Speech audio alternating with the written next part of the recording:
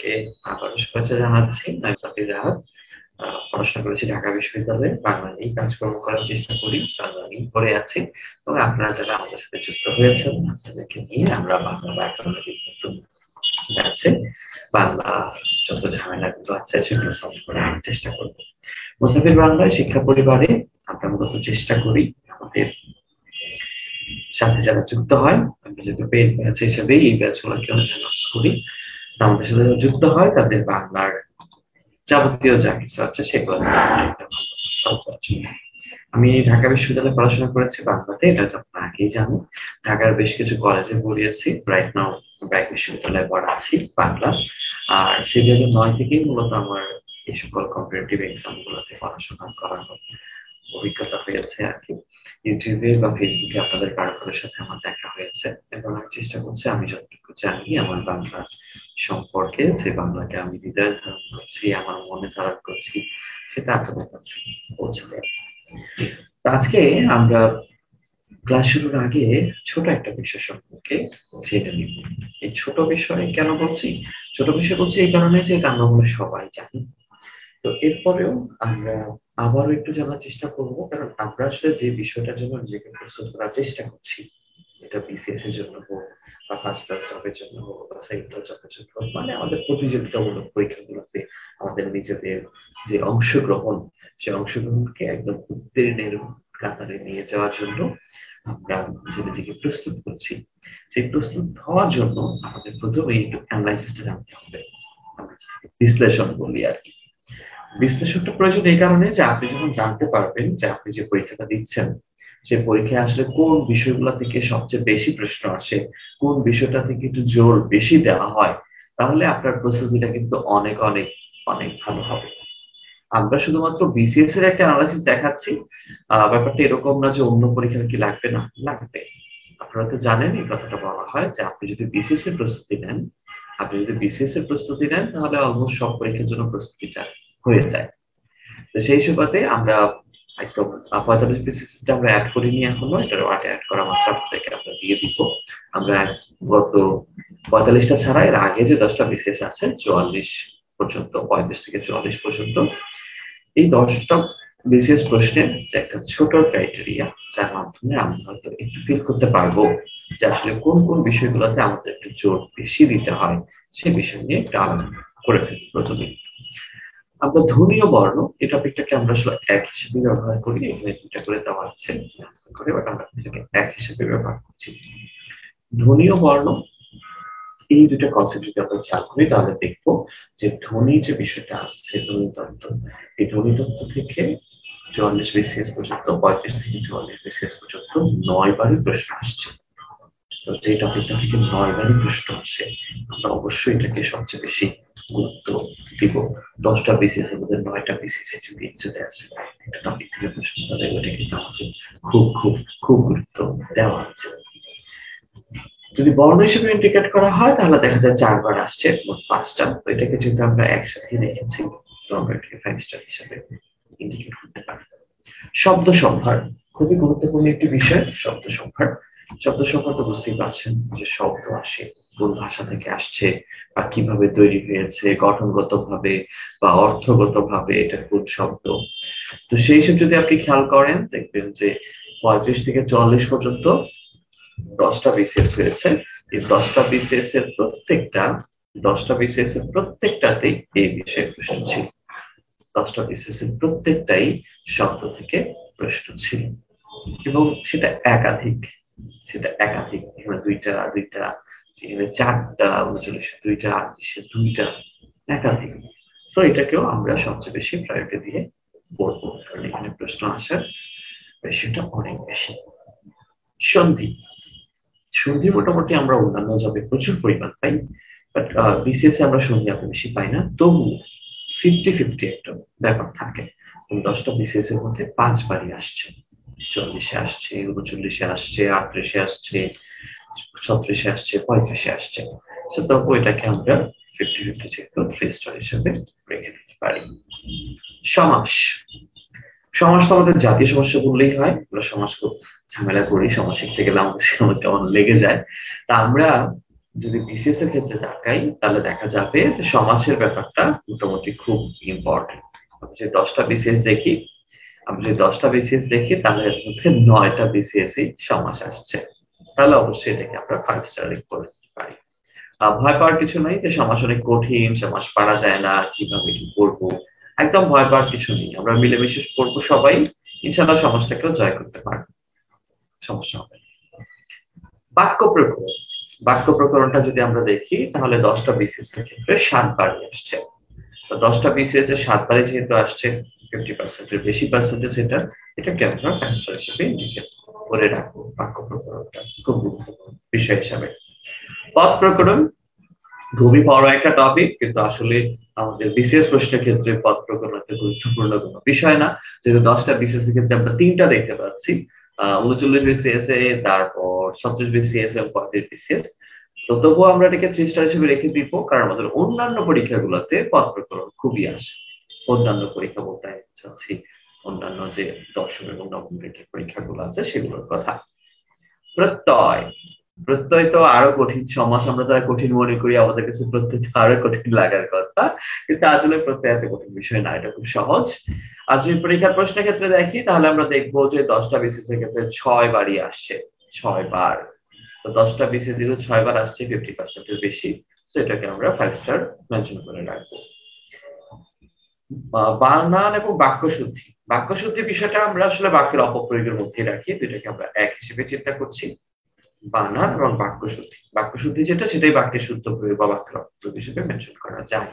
তাহলে সেই ক্ষেত্রে আমরা খেয়াল করে দেখবো যে 35 থেকে 40 বিসিএস পর্যন্ত 10টা বিসিএস এর ক্ষেত্রে 9বারই কিন্তু প্রশ্ন আসছে বানান এবং বাক্য শুদ্ধি থেকে। বানান শুদ্ধি তো কমন বিষয়, এটা থাকবেই ওয়ান কাইন্ড অফ। বাক্য শুদ্ধিও সেম, কারণ সংখ্যাটা দেখবেন আপনি ডাবল টাইপের। যেমন 44 বিসিএস এ দুইটাই আসছে বানান বাক্য থেকে, 43-এ বানান, 42-এ আবার বানান বাক্য শুদ্ধি দুইটা থেকে 3টা প্রশ্ন আসছে, 41-এ 2টা আসছে, 38-এ 2টা আসছে, 37-এ 2টা আসছে, 35-এ 3টা আসছে। সেটা তো একাধিক ব্যাপার শুদ্ধির ক্ষেত্রে। তো যেহেতু আমরা 10টার মধ্যে 9বারই পেয়েছি, তাহলে অবশ্যই এটাকে 5 স্টার হিসেবে আমরা রেখে দিব, 5 স্টার হিসেবে রেখে দিব। ঠিক আছে, ওকে। তাহলে এখানে যে বিষয়গুলো আছে সেগুলো যদি আমরা একটু ভালো করে খেয়াল করি, আবারও দেখেন এখানে যে বিষয়গুলো আছে, সেখানে আমরা দেখবো যে ধ্বনীয় বর্ণ সবচেয়ে ইম্পর্টেন্ট ব্যাপার, এটা খাতার মধ্যে টুকে রাখবেন। আমরা তো আসলে এই কোর্সে ব্যাকরণে সবই পড়বো, তবে যে বিষয়গুলো আমরা দেখবো বিসিএস এর ক্ষেত্রে বা জবের পরীক্ষাগুলোর ক্ষেত্রে সবচেয়ে বেশি প্রায়োরিটি দেয় প্রশ্ন আসার ক্ষেত্রে, আমরা সেগুলোকে একটু আলাদা নজরে রাখবো, যাতে ওই বিষয়গুলো থেকে আমরা যখন প্র্যাকটিস করব, যেখান থেকে সেটা করি, কোনো কিছুই যেন আমাদের বাদ না যায়, সবকিছুই যেন আমরা একদম টু দা পয়েন্টে শেষ করতে পারি, সেদিকে একটু খেয়াল রাখবো আর কি। ওকে, আচ্ছা। তো ধ্বনীয় বর্ণ আমাদের জন্য সবচেয়ে গুরুত্বপূর্ণ টপিক। তারপর হচ্ছে শব্দ সম্ভার, তারপর হচ্ছে সমাস, তারপরে হচ্ছে বাক্য প্রকরণ, তারপরে হচ্ছে প্রত্যয়, তারপরে হচ্ছে বানান এবং বাক্য শুদ্ধি বা বাক্যের শুদ্ধ প্রয়োগ। আমরা যদি সংখ্যার দিকে দেখি তাহলে ধ্বনীয় বর্ণ এই দুইটা বিষয়ে 10টা বিসিএস এর প্রশ্ন আসছে, 14 আর 5 19টা। তাহলে একদম এভারেজ যদি আমরা হিসাব করি একদম 1.9, 19টা প্রশ্ন আসছে 10টা বিসিএস এ, তো অবশ্যই এটা একটা বিশাল মাহাত্ম্য আছে। শব্দ 10টা বিসিএস এ 17টা প্রশ্ন আসছে, তাহলে 1.7 অবশ্যই একটা থাকবে পরীক্ষায়। সন্ধি 10টা বিসিএস এ 5টা, 50%। ওকে। সমাস 10টা বিসিএস এ 10টাই আসছে। বাক্য প্রকরণ 7টা আসে 10টা বিসিএস এ। পদ প্রকরণ সময় সন্ধির মতোই 5টা, 50% বলা যেতে পারে রেশিওর দিক থেকে। প্রত্যয় 10টা বিসিএস এ 8টা। বানানো বাক্য শুদ্ধি 16 2 18, 10টা বিসিএস এ 18টা প্রশ্ন। সো এটা অবশ্যই আমাদের জন্য খুবই ইম্পর্টেন্ট একটা টপিক। ওকে, এই গুরুত্বপূর্ণ টপিক গুলো একটা লিখে রাখেন, যদি লিখতে না পারেন কোনো সমস্যা নেই, ক্লাসে আমি এটার পিডিএফ দিয়ে দিব, নো টেনশন। ওকে, আচ্ছা। এরপরে আমরা এই টপিকটাতে যাই। এখানে আমরা ব্যাকরণিক টপিকের পরে কিছু মুখস্থ বিষয়ের কনসেপ্ট পাবো। মুখস্থ বিষয়ের কনসেপ্ট গুলো যদি আমরা একটু খেয়াল করার চেষ্টা করি, দেখেন প্রথমে হচ্ছে পারিভাষিক শব্দ, ইংলিশ থেকে বাংলা করা আর কি। তো সেই ক্ষেত্রে আমরা যদি আমাদের যে অ্যানালাইসিসের 10টা বিসিএস এর কনসেপ্টটা আছে, 35 বিসিএস থেকে 44 বিসিএস পর্যন্ত আমরা দেখতে পাই যে 10টা বিসিএস এর মধ্যে 9টা বিসিএস এর প্রশ্ন আসছে, 10 এর মধ্যে 9। তো বুঝতেই পারছেন অবভিয়াসলি এটা 5 স্টার কনসার্ন, এটা আমাদের একটু গুরুত্ব দিতে হবে। পারিভাষিক শব্দ আসলে মুখস্থের বিষয়টা এত পড়ার কি আছে, এটা আমরা একটু গুছিয়ে পড়ার চেষ্টা করব। আমরা আপনাদেরকে একটু সাজেশন বা এক্সট্রা মুখস্থটা এক্সট্রা শীট প্রোভাইড করা, যেগুলোর ক্ষেত্রে আমরা একটু নিজেদেরকে ভালো করে প্রস্তুত করতে পারি সহজভাবে, সেই চেষ্টা করবো ইনশাআল্লাহ। ওকে, সমার্থক শব্দ। এই সমার্থক শব্দ আমাদের জন্য খুবই ইম্পর্টেন্ট, কারণ আমরা এখানে দেখতে পাবো যে 10টা বিসিএস এর ক্ষেত্রে 8 বারই প্রশ্ন আসছে। যেহেতু 8 বারই প্রশ্ন আসছে, 10-এর মধ্যে 8 অবভিয়াসলি ফ্যাক্টর হিসেবে ইন্ডিকেট করব। বিপরীত শব্দ, বিপরীত শব্দ আমরা দেখবো যে 10টা বিসিএস এর ক্ষেত্রে 5 বার আসছে, তো আমরা এটাকে চেষ্টা হিসেবে রেখে দেব। বাংলা ভাষা ও ব্যাকরণের পটভূমি। আমরা মনে করি বাংলা ব্যাকরণ বা বাংলা ভাষা সম্পর্কে হয়তো তেমন প্রশ্ন আসে না, কিন্তু এটা ভুল, প্রশ্ন কিন্তু আসে। আমরা যদি খেয়াল করি তাহলে দেখবো 10টা বিসিএস এর ক্ষেত্রে 5 বারই কিন্তু বাংলা ভাষার পটভূমি থেকে প্রশ্ন আসছে, ভাষা এবং ব্যাকরণের পটভূমি, সেটা কিন্তু আমরা খেয়াল রাখবো। আচ্ছা, বাগধারা এবং প্রবাদ প্রবচন। বাগধারা এবং প্রবাদ প্রবচন আমরা দেখবো, এটা 50-50 কনসেপ্ট আমাদের জন্য 5 বার আসছে। এক কথায় প্রকাশ, এটা 6 বার আসছে, সরি 6 বার না, 6টা 3 বার আসছে, তাও এটাকে আমরা 50 হিসেবে নিয়ে নিব।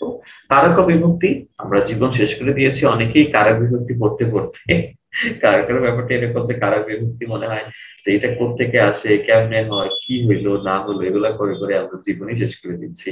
কিন্তু কারক বিভক্তি আমাদের জন্য বিসিএস এর ক্ষেত্রে এত এত এত এত বিষয় না। এরপরেও আমরা দেখি নাই যেহেতু আমাদের 10-এর 3 বার আসছে, আমরা এটাকে তাহলে রেখে দিই, কারণ কিছু কিছু পরীক্ষাতে কারক বিভক্তি অনেক আসে, যদি বিসিএস এর ক্ষেত্রে এত গুরুত্বপূর্ণ না। আচ্ছা, শব্দার্থ এবং শব্দের বিশিষ্টার্থ প্রয়োগ, এই ব্যাপারটাকে আমরা আসলে সমার্থক হিসেবেও নিয়ে নিতে পারি, কারণ সমার্থক শব্দ থেকেই মূলত আমাদের শব্দার্থগুলো একটু বেশি আসে। তাও এখানে যদি আমরা একটু মেনশন করি, শব্দার্থ বা শব্দের ব্যবহারের ক্ষেত্রে 10টা বিশেষের মধ্যে 4 বার আসছে, তো কারক বিভক্তিও বেশি আসছে, গুরুত্বপূর্ণ অবভিয়াসলি। উপসর্গ যদি আমরা একটু খেয়াল করি, আচ্ছা তাহলে এখানে আমরা দেখবো 3টা বিসিএসসি প্রশ্ন আসছে, প্রশ্ন থেকে এখানে আমরা 3 স্টার দিতে পারি। ওকে, তাহলে এই জায়গাটাতে এসে আমরা দেখতে পাচ্ছি মুখস্থ বিষয়ের ক্ষেত্রে একটু জোর দিব আমরা, বিশেষ করে সমার্থক শব্দে, বিশেষ করে বাগধারা, এক কথায় প্রকাশে বিপরীত শব্দ। খুব বেশি ঝামেলা কিন্তু না, আমরা একটু ঝামেলা মনে করি মুখস্থ টপিক করার সময় যে স্যার তো করতেই পারি না, মনে থাকে না, এটা হয় না, ওটা হয় না, এরকম তো হবেই। এই বয়সটা তো আসলে মুখস্থ করার বয়স না, তো তারপরেও যতটুকু করা যায় আমরা মুখস্থ টপিক গুলো একটু গুছিয়ে করার চেষ্টা করবো ইনশাআল্লাহ। তাহলে খেয়াল করেন, আমরা প্রথম দিকে যে গাইডটা পেয়েছি ওগুলো তো দেখেছেন, এদিকে এসে পারিভাষিক শব্দ, সমার্থক শব্দ, এই দুইটা বিষয় আমাদের জন্য মোস্ট ইম্পর্টেন্ট।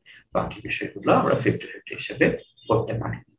আমরা যদি সংখ্যার দিক থেকে দেখি 10টা বিসিএস এ কতবার আসছে, তাহলে পারিভাষিক শব্দ দেখবো 10টা বিসিএস এ 9টা আসছে, সমার্থক শব্দ 10টা বিসিএস এ 10টা আসছে, একদম লেভেল।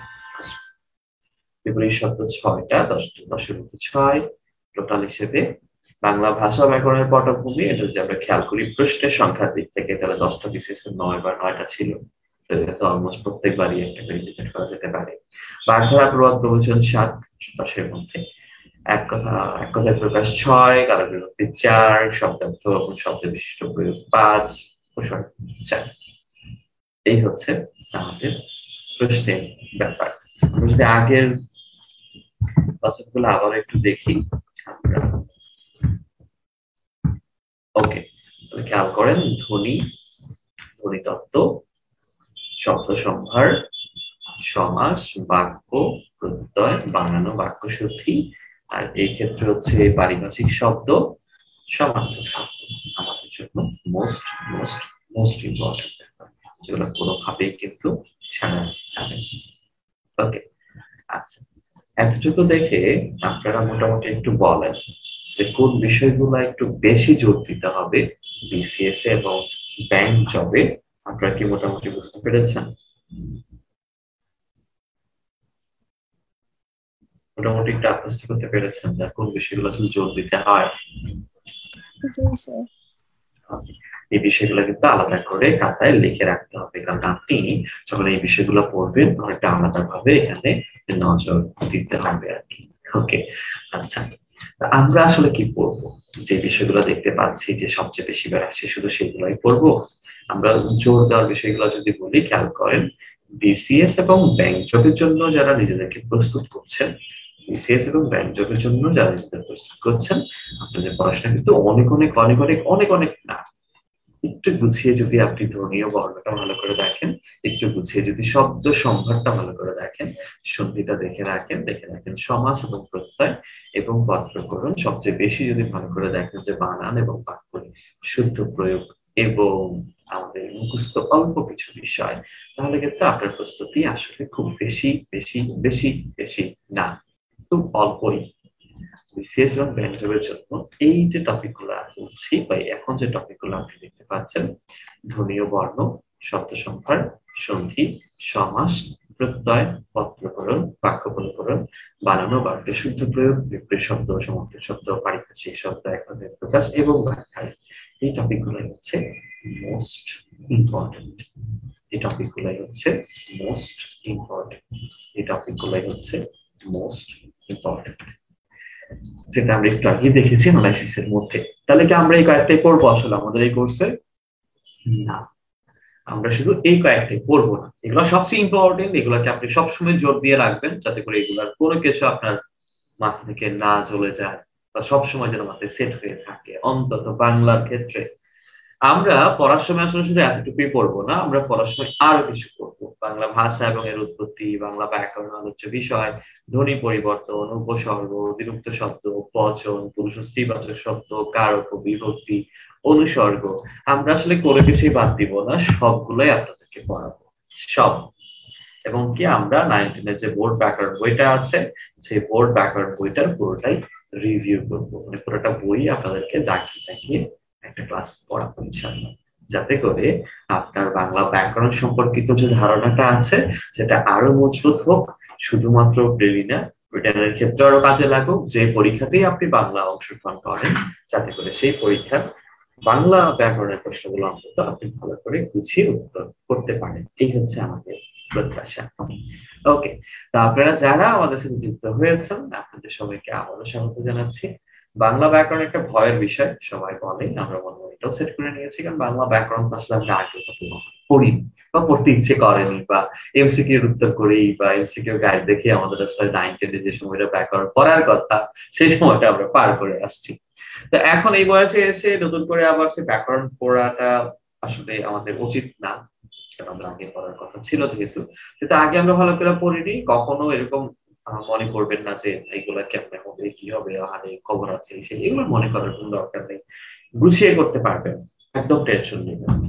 আমরা যথেষ্ট গুছিয়ে পড়ার চেষ্টা করব। প্রতিদিন যে বিষয়গুলো আমরা পড়ি আগে আমরা একটা স্কেডিউল দিব কোন দিন কি পড়বো, এবং যেদিন যে বিষয়টা আমরা পড়বো ওইটা পড়ার পরে আমরা যতটুকু পারি জুমে ক্লাস করার একটা উদ্দেশ্য আমাদের, যে আমরা হচ্ছে মিলেমিশে প্রশ্ন উত্তরের মাধ্যমে বা সরাসরি কথা বলে একটু ক্লিয়ার কনসেপ্ট নিয়ে শিখবো, এবং টপিকটা পড়ার পরে আমাদের ওই টপিক থেকে যে প্রশ্নগুলো বিভিন্ন জায়গায় এসেছে সেগুলো একটু সমাধান করার চেষ্টা করবো মিলেমিশে। কি করে এমসিকিউ সলভ করতে হয়, প্রশ্ন কমন না করলে কি করে অ্যানালাইসিস করে উত্তর বের করা যায়, এটা আপনাদেরকে নিয়েই আপনাদেরকে দিয়েই আমরা সলভ করাবো ইনশাআল্লাহ। এতে করে ক্লাসের পড়াটা ক্লাসই শেষ হয়ে যাবে। তবুও আমি আগে আপনাদের জানিয়ে রেখেছিলাম, আবার একটু মনে করিয়ে দিই, 25 থেকে 30 পৃষ্ঠার একটা খাতা বানাবেন দয়া করে, নোট করবেন, ক্লাসে যতটুকু সম্ভব নোট করার চেষ্টা করবেন। যদি ক্লাসে নোট করতে না পারেন তাহলে পরবর্তীতে আমরা যে পিডিএফ শিটটা দিব স্লাইড সহ, ওইটা থেকে নোট করবেন অথবা রেকর্ড দেখে নোট করবেন, কিন্তু নোট করাটা বাধ্যতামূলক। আমি জানি আপনারা বিভিন্ন ভাবে ব্যস্ত থাকেন, চাকরির জন্য হোক, ফ্যামিলি কাজের জন্য হোক, কোনো না কোনো ভাবে, সবকিছু থাকলেও যেহেতু আপনারা কিছু টাকা পয়সা খরচ করে নিজেকে একটি ভালো অবস্থানে নিয়ে যাওয়ার জন্য চেষ্টা করছেন, তাহলে চেষ্টাটা ভালো করে করেন। ব্যাপারটা যেন এমন না হয় যে আপনি সবকিছু করছেন, সবকিছু করার মাঝখানে একটু সময় পেলে পড়াশোনা করছেন, এরকম যেন না হয়। আপনি সবকিছুই করেন, পড়াশোনার জন্য টাইমটা আলাদা করে রাখেন, একটু ছাপ দেন পড়াশোনা, পড়াশোনা একটু ঝাঁপ দিলে পড়াশোনা আপনাকে ছেড়ে যেতে পারবে না। যে দেখেন কম্পিটিশনের যুগ, নিজেকে ওভাবে প্রস্তুত করতেই হবে। আশা করি আপনারা সবাই নিজেকে ওভাবে প্রস্তুত করার জন্যই সামনে এগিয়েছেন। ইনশাল্লাহ অবশ্যই আল্লাহ ভালো কিছু আপনাদের জন্য রেখেছে ইনশাল্লাহ। আর বাংলার জন্য আমি চেষ্টা করব আপনাদের যাবতীয় সমস্যাগুলোর একটা প্রপার সমাধান। ওকে, এই যে আমি আপনাদের সাথে এতক্ষণ কথা বললাম, আশা করি আপনারা আমার কথাগুলা একটু হলেও মোটামুটি হলেও বুঝতে পেরেছেন। তাই তো, বুঝতে পেরেছেন? জি জি স্যার। স্যার। ওকে, তাসফিয়া আপু আর তৌহিদ ভাই বুঝেছেন, বাকিরা কি বুঝেছেন? জি স্যার। জি স্যার, বুঝতে আচ্ছা, পারছি। আমি বারবার জোর দিয়ে কেন প্রশ্ন করছি? আপনাদেরকে কথা বলানোর জন্য। আপনারা তো আমার থেকে দূরে আছেন, তাই না? বলেন, সামনাসামনিও তো না।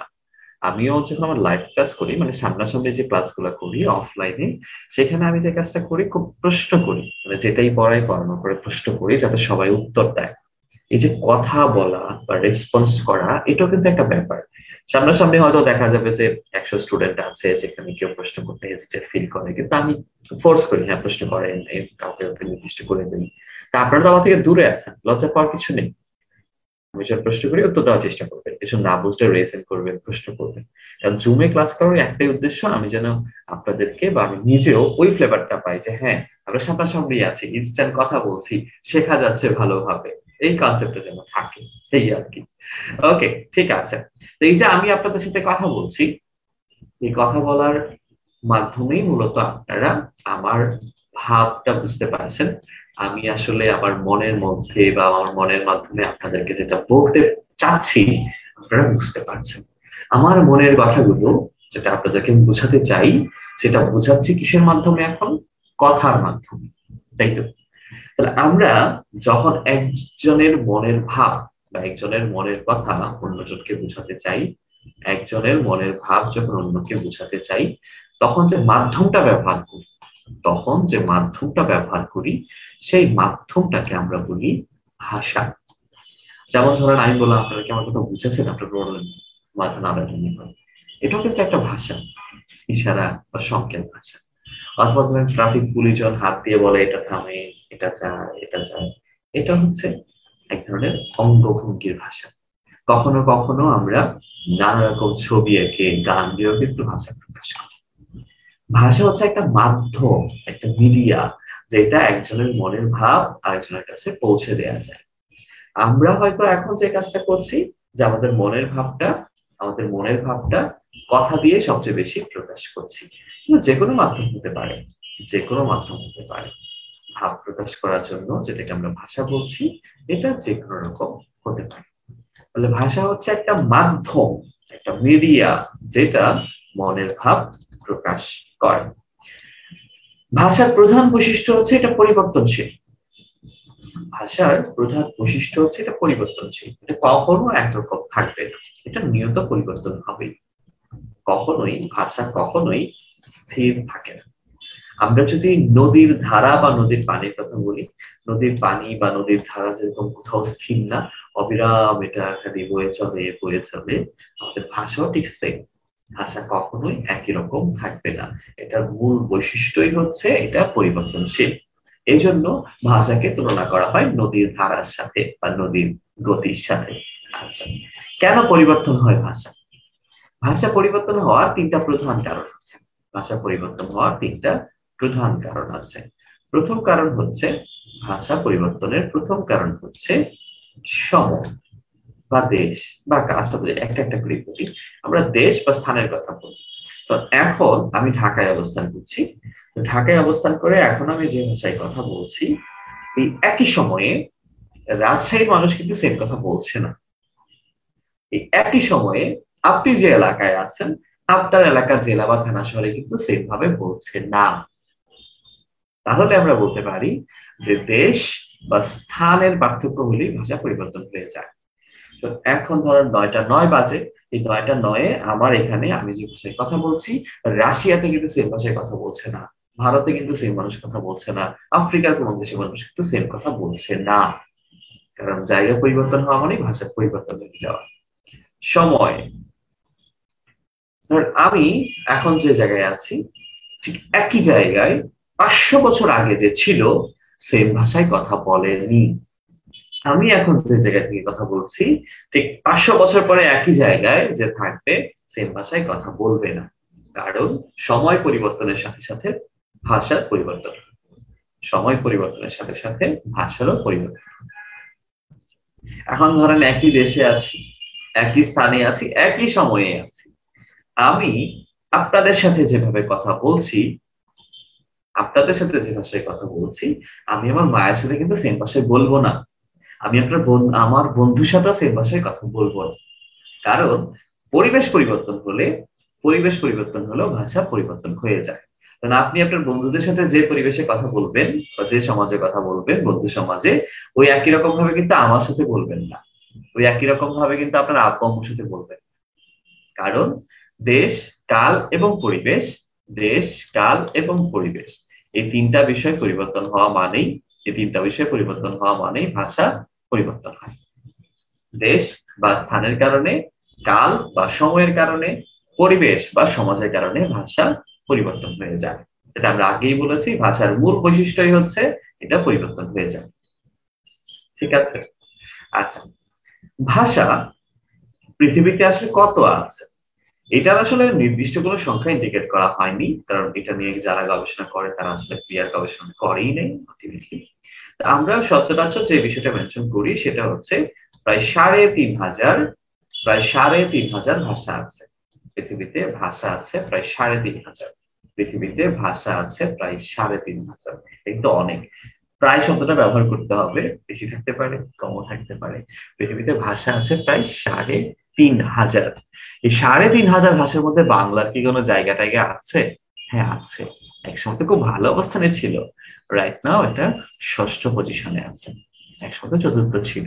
আমরা সর্বশেষ না যে জাইন্টেনের বোর্ড ব্যাকরণ বইটা আছে, ওইটার অনুসারে দেখি যে আমাদের পৃথিবীতে যে 3,500 ভাষা আছে এর মধ্যে বাংলার অবস্থান হচ্ছে ষষ্ঠ।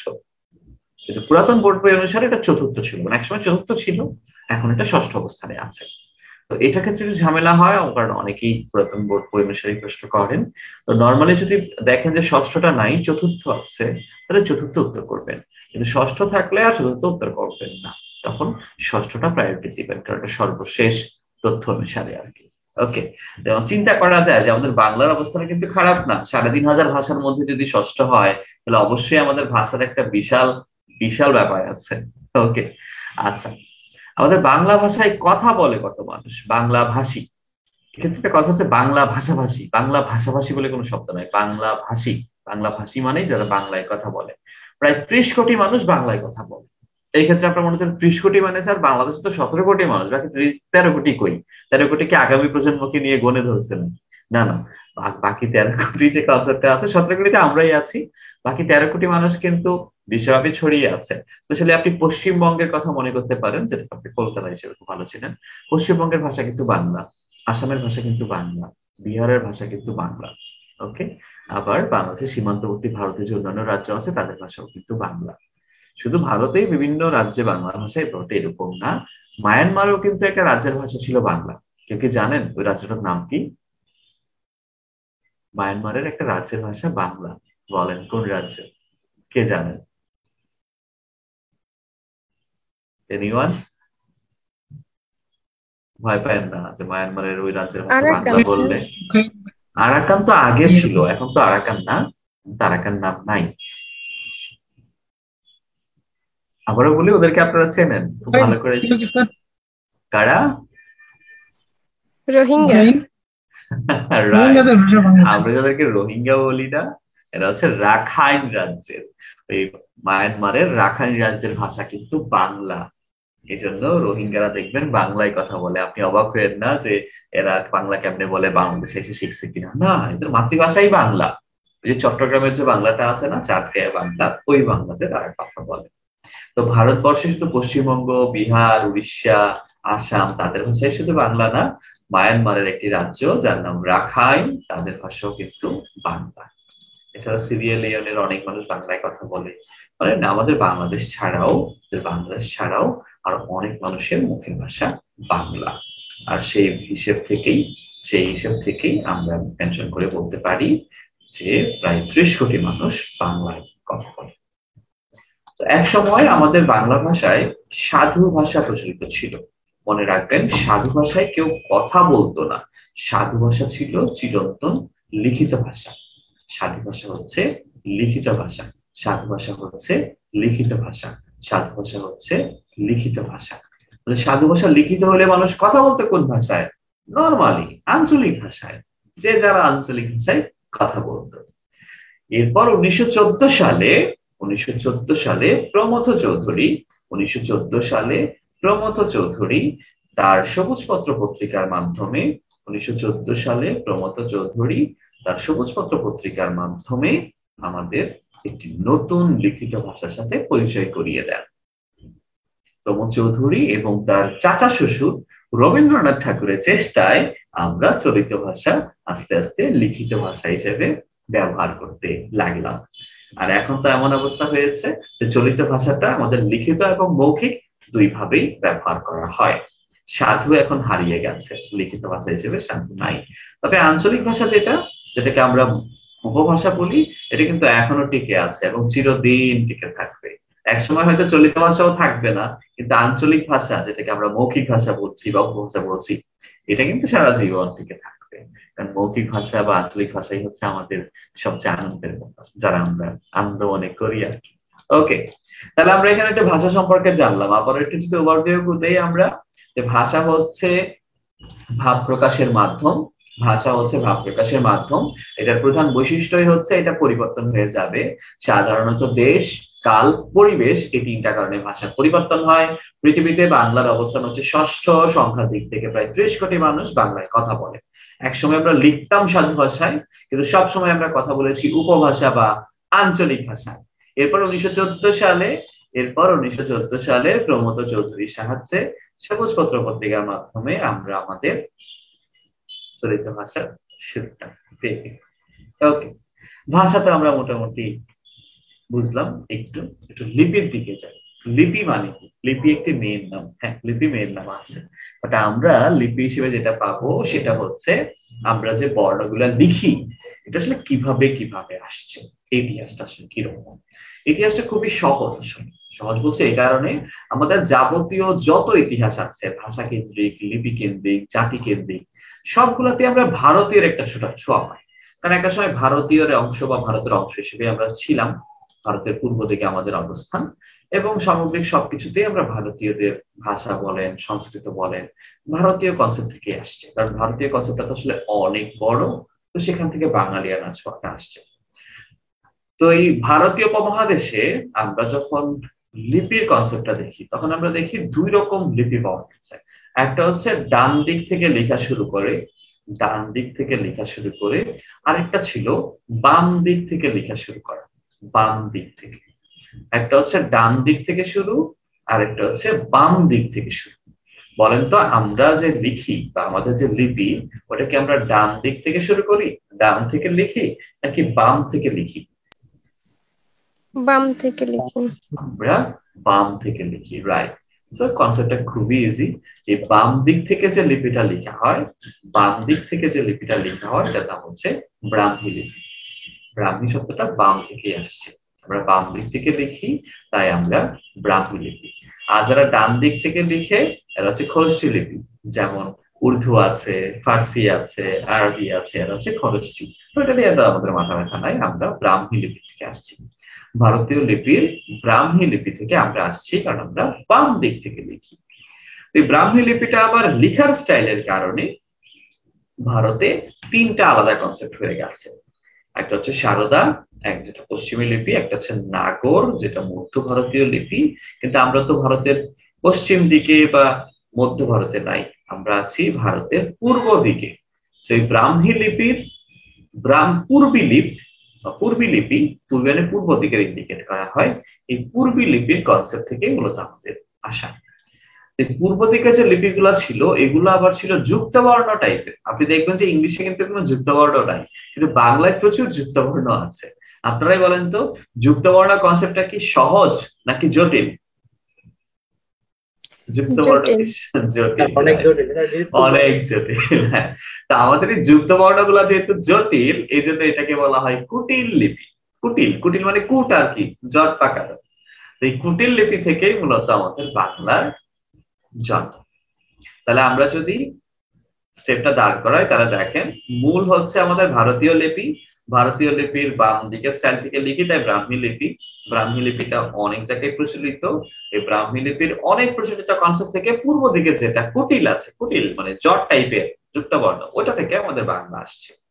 তাহলে আমরা মূলত এই তিনটা মনে রাখতেই হবে: ব্রাহ্মী লিপি, ব্রাহ্মী লিপি, ব্রাহ্মী থেকে কুটিল লিপি, কুটিল লিপি থেকে বাংলা লিপি। যদি আমাদের প্রশ্ন বলে বাংলা লিপি কোত্থেকে আসছে, আমরা মূলত ব্রাহ্মীটাই উত্তর করব। যদি ব্রাহ্মী না থাকে, তাহলে সেই ক্ষেত্রে আমরা কুটিল খুঁজবো। মূল কনসেপ্ট আসলে কুড়িয়ে না, কুটিল না, মূল কনসেপ্ট হচ্ছে ব্রাহ্মী লিপি। আমাদের বাংলা আসছে ব্রাহ্মী লিপি। বলেন তো ব্রাহ্মী লিপি মানে কি? ব্রাহ্মী নামটা কেন দিয়েছি? ব্রাহ্মণরা লিখছে তাই, নাকি অন্য কোনো কারণ? কেন ব্রাহ্মী বলি? বাম দিক থেকে লেখা হয়। আমরা বাম দিক থেকে লিখি এই লিপিটা, এই জন্য এটা ব্রাহ্মী লিপি। ওকে, আচ্ছা, তাহলে আমরা লিপিও পেয়ে গেলাম। ভারতীয় লিপির বাম দিক থেকে লেখা লিপি থেকে বা ব্রাহ্মী লিপি থেকে আমাদের বাংলাটা আসছে। আর ব্রাহ্মী লিপিটা এমন একটা রূপ থেকে আমরা পেয়েছি, যে রূপটা হচ্ছে খালি যুক্ত বর্ণ অযুক্ত বর্ণ, এটাকে আমরা কুটিল হিসেবে দেখতে পারি। ওকে, বাট এই মেয়েটা কিন্তু কুটিল না, কুটনি না, জটিল না, খুবই সহজ সরল একটা মেয়ে। বলেন তো মেয়েটা সুন্দর না ভাইরা আমার? জি স্যার, খুব সুন্দর। তাই না? আচ্ছা, ভাইয়েরা কিছু কন, আপুরাই সুন্দর বলতেছে। স্যার কমেন্ট করতে যাচ্ছি না। ও কমেন্ট করতে চাচ্ছেন না? আচ্ছা ঠিক আছে, অন্য আপুরা আছে তারা আবার মাইন্ড করবে না। সকল আপুরাই সুন্দর, তবে এই মেয়েটা বেশি সুন্দর কারণ হচ্ছে যে সেজে গুজে আছে আর কি, এবং মাথায় ফুল পড়েছে। এই মেয়েটার নাম হচ্ছে ইসভা। এই মেয়েটার নাম হচ্ছে ইসভা। ইসভা মেয়েটা খুবই ভালো, খুবই ভালো বলছে এই কারণে, কারণ হচ্ছে ইসভা মূলত বিদেশি একটি মেয়ে। বাংলাদেশে আসার পরে সে বাংলা ভাষা, বাংলা সংস্কৃতি এগুলা খুব পছন্দ করেছে। ইসভার মূলত বাড়ি হচ্ছে ইংল্যান্ডে, কিন্তু তার জন্ম বাংলাদেশে। তো বাংলাদেশে যেহেতু জন্ম, বুঝতেই পারছেন জন্মসূত্রে বাঙালি। তো ইসভা যখন বাংলাদেশে জন্মগ্রহণ করেছে, এরপরে তার বাবার সাথে ইংল্যান্ড চলে গিয়েছিল। তো ইংল্যান্ড চলে যাওয়ার পর সেখানেই বড় হয়েছে। এখন বড় হয়ে সে আসছে বাংলাদেশ দেখতে, মানে বাংলাদেশটা একটু দেখতে বা মাতৃভূমি দেখতে আর কি। তো বাংলাদেশ দেখে তার যেটা মনে হলো যে আসলে বাংলাদেশের মতো এত সুন্দর পরিবেশ, এত সুন্দর প্রকৃতি পৃথিবীতে আর নাই। মানে বাংলাকে সে খুবই ভালোবেসে ফেলেছে আর কিছু জায়গা নাই, বাংলাকে খুবই ভালোবেসে ফেলেছে। আচ্ছা, তো বাংলাকে খুব ভালোবেসে ফেলেছে, বরিশালের বিভিন্ন জায়গায় ঘুরেছে, বাড়ি বরিশাল। তো তার কাছে মনে হয়েছে যে পৃথিবীর সবচেয়ে সুন্দর দেশে একটা হচ্ছে আমাদের বাংলাদেশ। তার কাছে না, যারাই বাংলাদেশে ঘুরতে আসে তাদের সবারই একই রকম অবস্থাই হয়, পৃথিবীর সবচেয়ে সুন্দর দেশ মানে আমাদের বাংলাদেশকে। ওকে, তো ইসভা যখন চলে যাবে আবার ইংল্যান্ডে, তখন সে বলে গেছে তার প্রকৃত মা হচ্ছে ইংল্যান্ড, কিন্তু ইংল্যান্ডে সে বড় হচ্ছে। তো তার তো এখন দুইটা মাতৃভূমি, মাতৃভূমি মানেই কিন্তু মা। এখন ইংল্যান্ডও তার মা, বাংলাদেশও তার মা। এখন সে ইংল্যান্ডকে বলছে মা, আর বাংলাকে বলছে মা গো। মা এবং মাগো কিন্তু একই জিনিস, মা এবং মাগো কিন্তু একই জিনিস, কিন্তু আবেগের কিন্তু একটা ব্যাপার আছে। মা বললে যতটুকু আবেগ কাজ করে, মাগো বললে আবেগটা আরো বেশি কাজ করে। ওকে, তো ইসবা বলেছে যে ইসবা বলেছে তার প্রকৃত মাগো হচ্ছে এই বঙ্গ এবং বাংলা। ইসবার ভাষ্য মতে ইসবা প্রকৃত মাগো বঙ্গ বাংলা। ইসবা প্রকৃত মাগো বঙ্গ বাংলা। ইসবা প্রকৃত মাগো বঙ্গ বাংলা। ইসবা বলেছে তার প্রকৃত মাগো হচ্ছে এই বঙ্গ এবং বাংলা। ওকে, আচ্ছা, এই যে পাঁচটা শব্দ, ইসবা প্রকৃত মাগো বঙ্গ বাংলা, ইসবা প্রকৃত মাগো বঙ্গ বাংলা, ইসবা প্রকৃত মাগো বঙ্গ বাংলা, এই পাঁচটা শব্দ আপনারা আমাকে 1 মিনিটে মুখস্থ করে দিতে পারবেন? এই পাঁচটা শব্দ যদি মুখস্থ করে বলতে পারেন আমাকে, তাহলে আমি আপনাকে বাংলা ভাষা যে উৎপত্তি সেটা আপনাকে সহজেই গুলিয়ে খাওয়া দিতে পারবো ইনশাআল্লাহ। 1 মিনিট সময় নেন, সমস্যা নাই, 5টা শব্দ একটু দ্রুত মুখস্থ করে ফেলেন। সিকোয়েন্স অনুসারে ইসবা প্রকৃত মাগো বঙ্গ বাংলা, ইসবা প্রকৃত মাগো বঙ্গ বাংলা। সবাই একটু কমপক্ষে 5 থেকে 6 বার একটু দেখেন।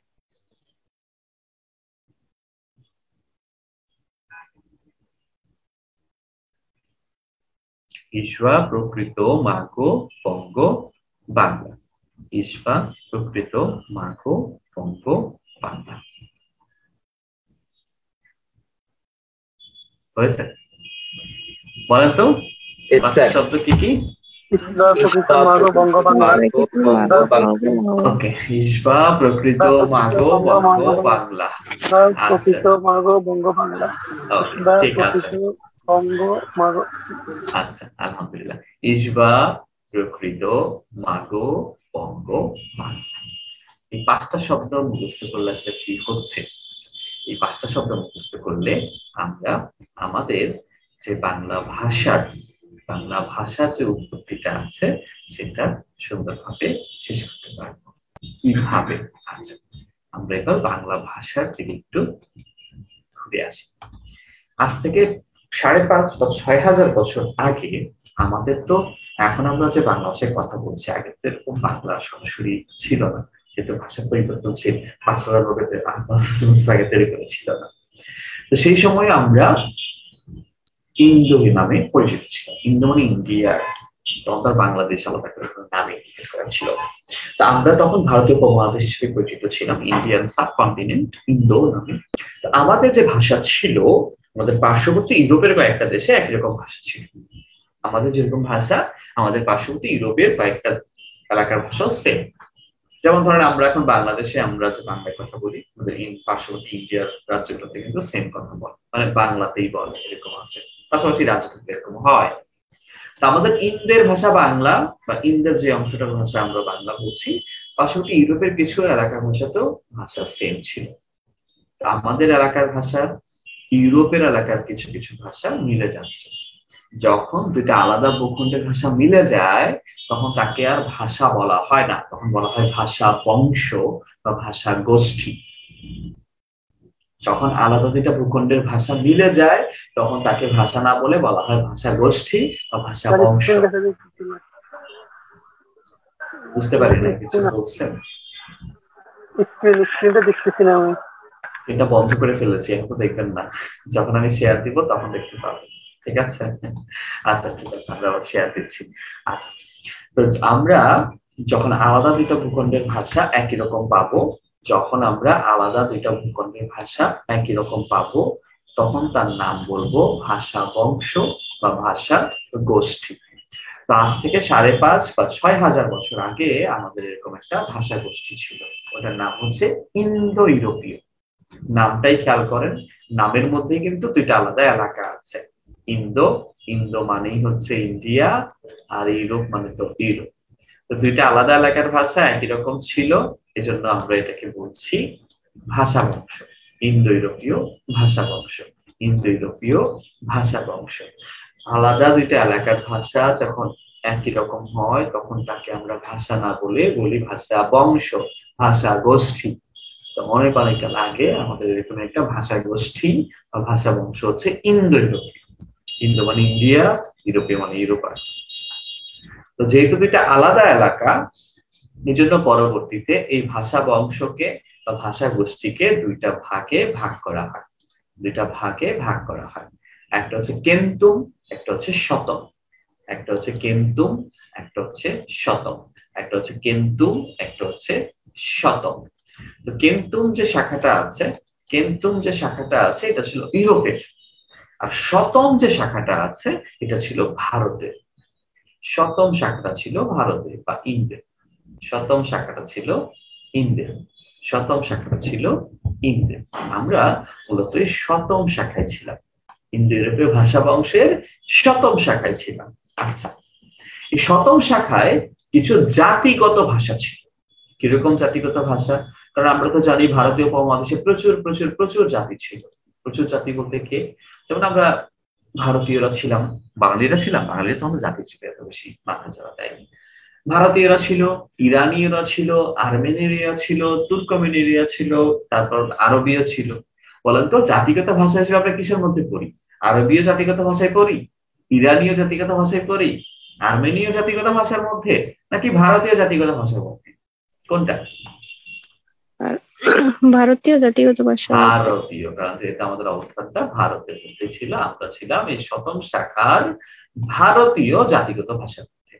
এই ভারতীয় জাতিগত ভাষার মধ্যে আমাদের ভাষা অন্তর্ভুক্ত ছিল। আচ্ছা, এই ভারতীয় জাতিগত ভাষার মধ্যে নানা রকম পরিবর্তন আসলো।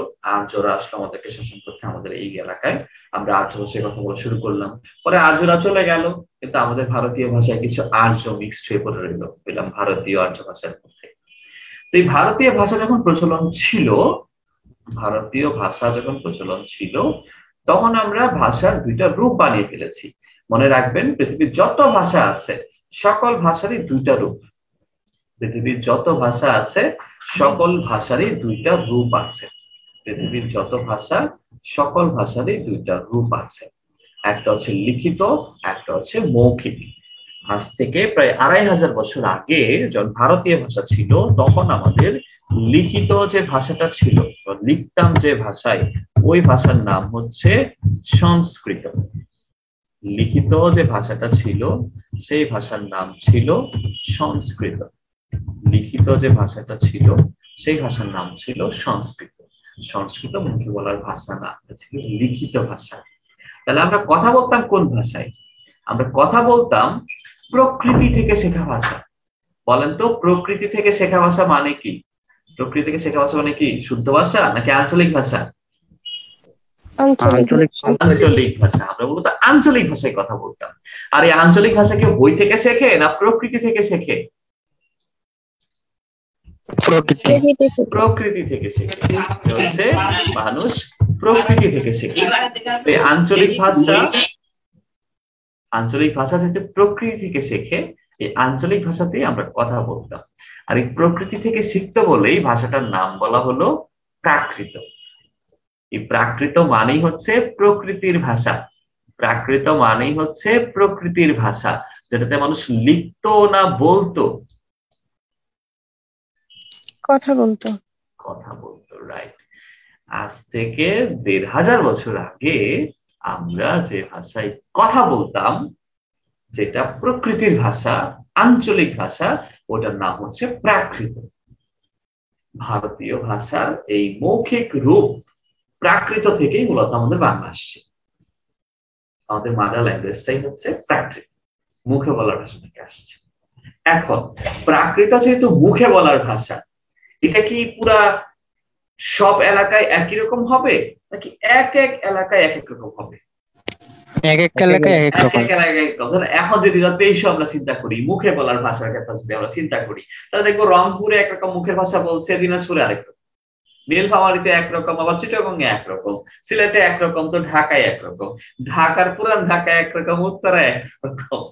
তো এই ভাষা যেটা মুখের, সেটা এলাকা ভিত্তিতে আলাদা। আমাদের বাংলা ভাষা প্রাকৃত থেকেই আসছে। আমাদের বাংলা ভাষা প্রাকৃত বা মুখে বলার ভাষা থেকেই আসছে, ঠিক আছে। কিন্তু আমাদের দুইজন মহান ভাষা বিজ্ঞানী আছে, তাদের ভাষ্য মতে কোন এলাকার মুখের ভাষা থেকে আসছে এটা একটা সমস্যা হয়ে দাঁড়াবে। বাট আমরা সমস্যা মনে করব না, কারণ আমরা দুইটাই মনে রাখতে হবে। একটা হচ্ছে ডক্টর মোহাম্মদ শহীদুল্লাহ কি বলেছে, একটা সুনীতি কুমার কি বলেছে। দুইজনের মতামতই আমাদের মনে রাখতে হবে। তো প্রথমে আমরা সুনীতি কুমার চট্টোপাধ্যায়ের কথা বলি। সুনীতি কুমার চট্টোপাধ্যায় ODBL নামে একটা বিখ্যাত বই লিখেছেন, খুবই বিখ্যাত বই। ODBL, DBBL না, Rajbangla bank, ODBL, origin and development of Bengali language আর কি। তো তার ভাষ্য মতে বাংলা আসছে মগধ এলাকার মৌখিক ভাষা থেকে। মগধ এলাকার মৌখিক ভাষা থেকে মানে তিনি বলছেন বাংলা আসছে মাগধী প্রাকৃত থেকে। বাংলা আসছে মাগধী প্রাকৃত থেকে, এটা সুনীতি কুমারের মতামত। বাংলা আসছে মাগধী প্রাকৃত থেকে, বাংলা আসছে মাগধী প্রাকৃত থেকে, বাংলা আসছে মাগধী প্রাকৃত থেকে। বাট সুনীতি কুমার চট্টোপাধ্যায়ের এই মতামত ডক্টর মোহাম্মদ শহীদুল্লাহ মেনে নেন। এটা শুধু এখানে না, সব জায়গায় পাবেন, দুইজন দুই রকম মতামত দিচ্ছে। শহীদুল্লাহর মতে বাংলা আমরা যে ভাষাটাতে বলি, এটা মগধ এলাকার প্রাকৃত থেকে না, এটা আসছে গৌড় এলাকার প্রাকৃত থেকে। শহীদুল্লাহর মতে বাংলা আসছে গৌড়ীয় প্রাকৃত থেকে। গৌড়ীয় প্রাকৃত, কারণ এই দুজনের মতামতের ক্ষেত্রে আমাদের এই বঙ্গদেশে আমরা শহীদুল্লাহর মতামতটা বেশি প্রাধান্য দেই। তবে আমাদের পরীক্ষার জন্য কিন্তু দুজনেরটাই মনে রাখতে হবে, শহীদুল্লাহটা মনে রাখতে হবে, সুনীতিটা মনে রাখতে হবে। তো প্রাকৃত থেকেই মূলত আমাদের বাংলা ভাষা আসছে, তবে সুনীতি কুমার চট্টোপাধ্যায়ের মতে মাগধী প্রাকৃত থেকে, ডক্টর শহীদুল্লাহর মতে গৌড়ীয় প্রাকৃত থেকে। এখন গৌড়ীয় প্রাকৃত থেকেই আসুক, মাগধী থেকেই আসুক, প্রাকৃত থেকেই তো আসছে। এই প্রাকৃত ভাষা একটা সময় পরিবর্তন হয়ে যায়, বিকৃত হয়ে যায়। ভাষার অন্যতম কাজই হচ্ছে বিকৃত হওয়া। যেমন খেয়াল করেন, আপনারা যে অঞ্চলের মানুষ, ধরেন আমরা যদি চট্টগ্রামের কথা বলি, চট্টগ্রামের জেলা শহরের মানুষ যে ভাষায় কথা বলে, একটু গ্রামের দিকে গেলে কি সেম ভাষায় বলে? আরো বিকৃত হয়। ধরেন আপনি বরিশালে যান, বরিশালের শহরের মানুষ যে ভাষায় কথা বলে, যে আঞ্চলিক ভাষায়, একটু গ্রামে গেলে কিন্তু আপনি সেম পাবেন না, আরো বিকৃত হয়ে গেছে। তো ভাষা যখন বিকৃত হয় তখন তাকে বলে অপভ্রংশ। ভ্রংশ মানে ভেঙে যাওয়া। ভাষা যখন বিকৃত হয় তাকে বলে অপভ্রংশ। এই প্রাকৃত ভাষার এই বিকৃত রূপ, অপভ্রংশ থেকে একটা নতুন রূপ তৈরি হয়, যে রূপটাকে ইতিহাসে নাম দেওয়া হয়েছে বঙ্গকামরূপী। ওটা প্রাকৃত ভাষারই একটা রূপ আর কি, আলাদা ভাষা না, প্রাকৃত ভাষারই একটা রূপ। এই প্রাকৃত ভাষার বঙ্গকামরূপী এই রূপটা থেকে তিনটা ভাষার উৎপত্তি ঘটেছে। একটা হচ্ছে বাংলা, একটা হচ্ছে অসমিয়া, একটা হচ্ছে উড়িয়া। উড়িয়া মানে উড়িষ্যা ভাষা। বঙ্গকামরূপী প্রাকৃত ভাষার একটা অন্যতম রূপ বঙ্গকামরূপী। এটা থেকে তিনটা ভাষা আসছে, বাংলা, অসমিয়া, উড়িয়া। তাহলে যেহেতু একটা রূপ থেকে বা ভাষার একটা রূপ থেকে তিনটা আসছে, তাহলে এটাকে আমরা বলতে পারি মা।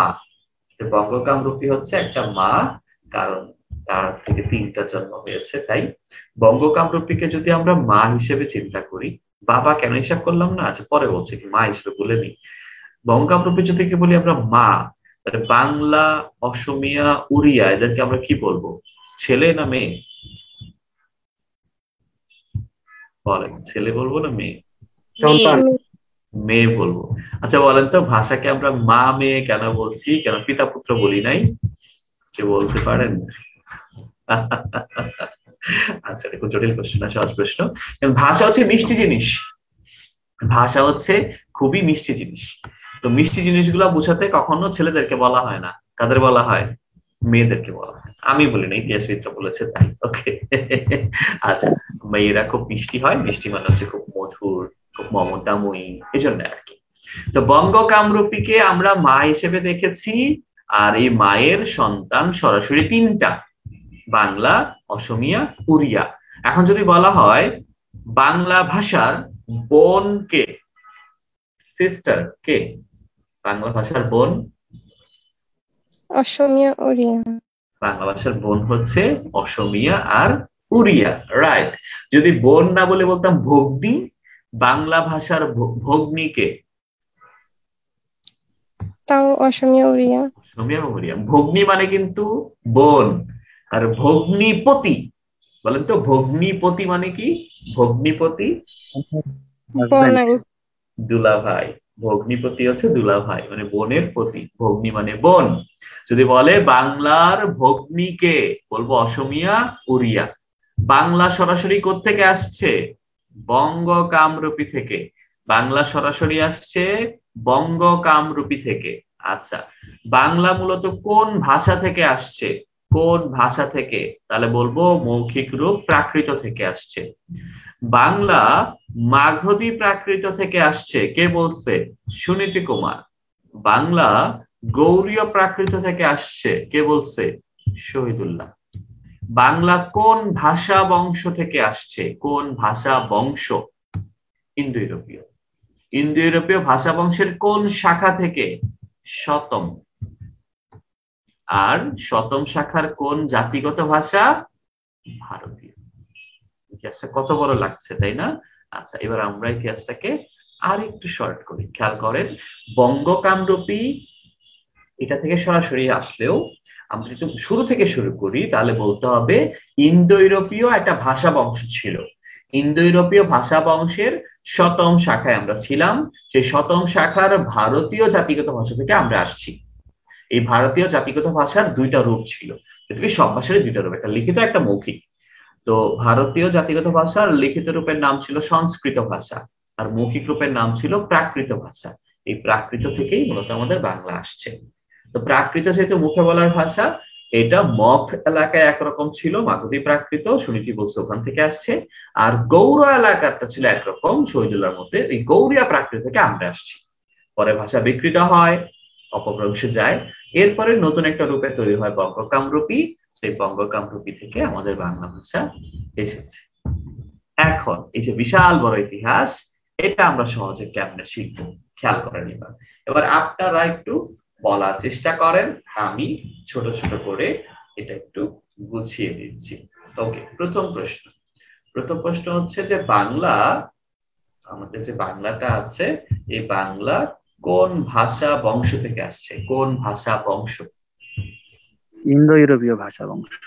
ওকে, এবার খেয়াল করেন, আমরা ইসবার প্রথমে কি পেয়েছি? ই। ইসবার ই। এই ই মানে কি? ইন্দো ইউরোপীয়। ই মানে হচ্ছে ইন্দো ইউরোপীয়। আমাদের বাংলায় ইন্দো ইউরোপীয় ভাষা বংশ থেকে আসছে। আচ্ছা, ইন্দো ইউরোপীয় ভাষা বংশের কোন শাখা থেকে আসছে? মানে 7ম। ইন্দো ইউরোপীয় 7ম শাখা থেকে বাংলা আসছে। আচ্ছা, 7ম শাখার কোন জাতিগত ভাষা ছিলাম আমরা? ভারতীয়। ভা মানে ভারতীয়। তাহলে দেখেন, ইসবা বলতে কোনো মেয়ে নাই, এমনি পান করে বলছিলাম।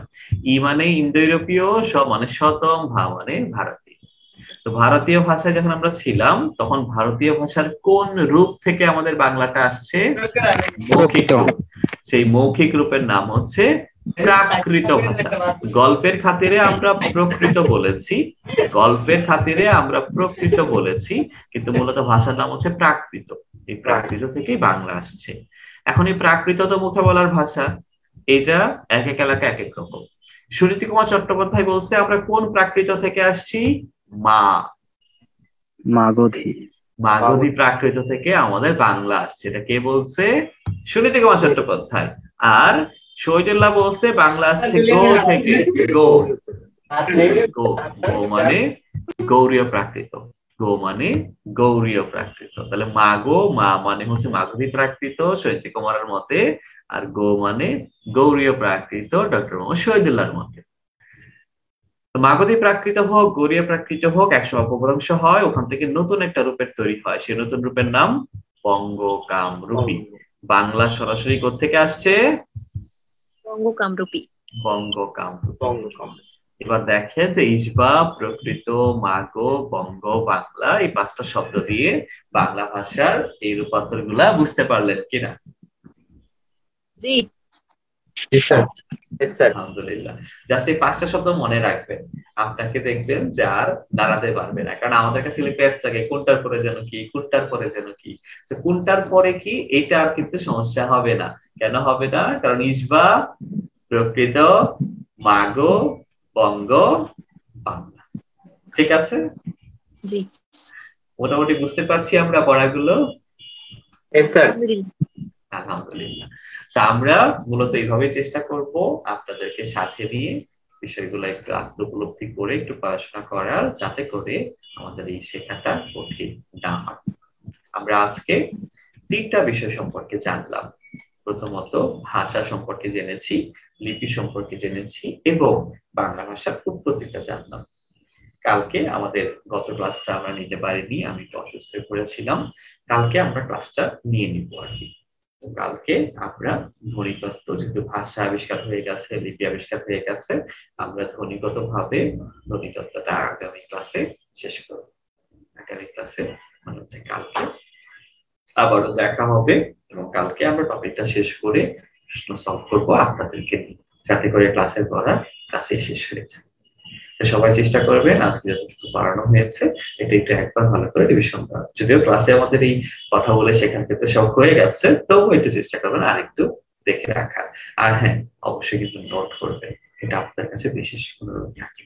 আর সম্ভব হলে পুরাতন যে বোর্ড ব্যাকরণ বইটা আছে ওটা একটু কালেক্ট করে রাখবেন, ওটা একটু প্রয়োজন হবে। আস্তে আস্তে বুঝতে পারবেন যে কেন প্রয়োজন।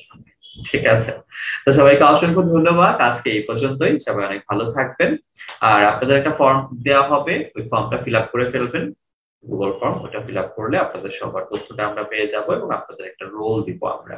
সেই রোল দিয়ে কিন্তু পরবর্তী ক্লাসে যুক্ত হবেন এবং পরবর্তীতে যখনই আমাদের পরীক্ষা হবে সেই পরীক্ষায় সেই রোল দিয়ে অংশগ্রহণ করবেন। পরীক্ষা হবে আগামী সপ্তাহ থেকে। আমরা কালকে একটা টপিক শেষ করব বা একটা বিষয় শেষ করবো, পরে থেকেই পরীক্ষা হবে। পরীক্ষার প্রশ্ন আপনারা মেসেঞ্জার গ্রুপে পেয়ে যাবেন।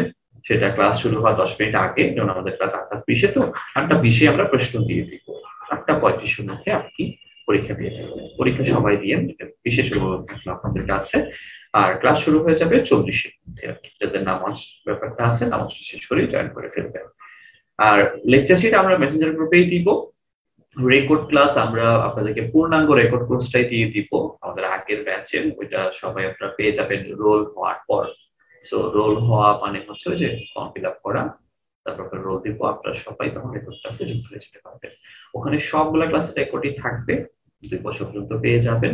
আর আপনাদের ক্লাসের রেকর্ডগুলো আস্তে আস্তে ওখানে আপডেটেড হিসেবে আপলোড করা থাকবে। ঠিক আছে, তো সবাইকে অসংখ্য ধন্যবাদ, আজকে এই পর্যন্তই। দেখা হবে ইনশাল্লাহ আগামী ক্লাসে। ধন্যবাদ সবাইকে আবার। আসসালামু আলাইকুম।